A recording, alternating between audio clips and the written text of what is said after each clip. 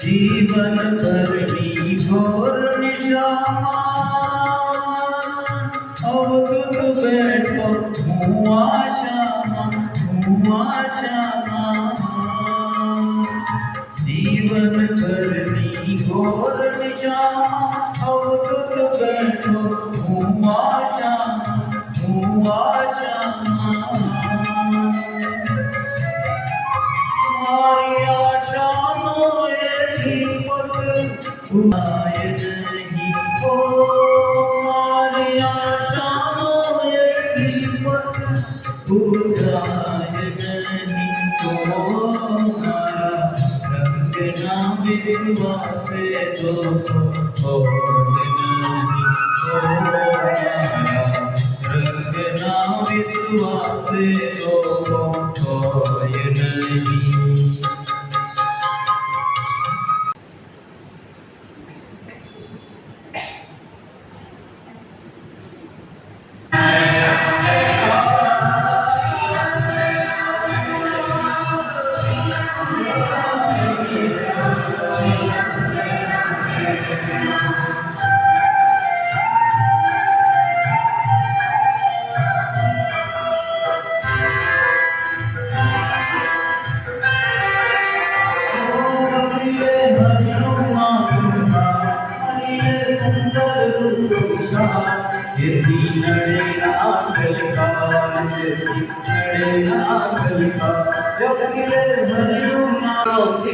બરોબર આનંદનો માહોલ છે અને ગુરુ પૂર્ણિમા એ કઈ પર્વ નથી, એક બાપજી પ્રત્યેની આપણી સમર્પણ ભાવના, સેવા અને શુશ્રૂષાના આપણું અંદર જે કૃતજ્ઞતા છે એ વ્યક્ત કરવાનો દિવસ છે.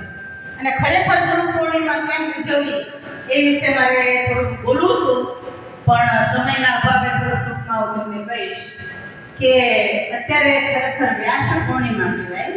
વ્યાસ પૂર્ણિમા એટલે કે વ્યાસજીનો જન્મ આજે થયો હતો અને વ્યાસજીએ 4 વેદ રચ્યા અને 4 વેદનું જ્યારે સંક્ષિપ્તકરણ કરવામાં આવ્યું ત્યારે 18 પુરાણ થયા. આવી રીતે શાસ્ત્રો છે એ આપણને ક્યાં દોરી જાય છે.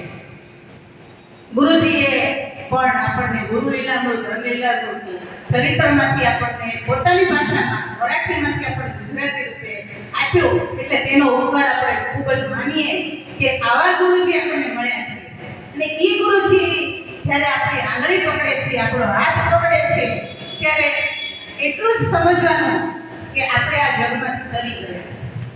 જગમાંથી જ્યારે તરશું તો આપણે મુક્તિ મળી જશે ને મુક્તિ કેવી મળશે કે ફરી જન્મ લેવો પડશે નહીં. એટલે બાપજીને આપણે પ્રાર્થના કરીએ કે હે બાપજી, તું અમારી આંગળી ચાલી રાખજે, અમે તમારો હાથ પકડ્યો નથી પણ તું અમારો હાથ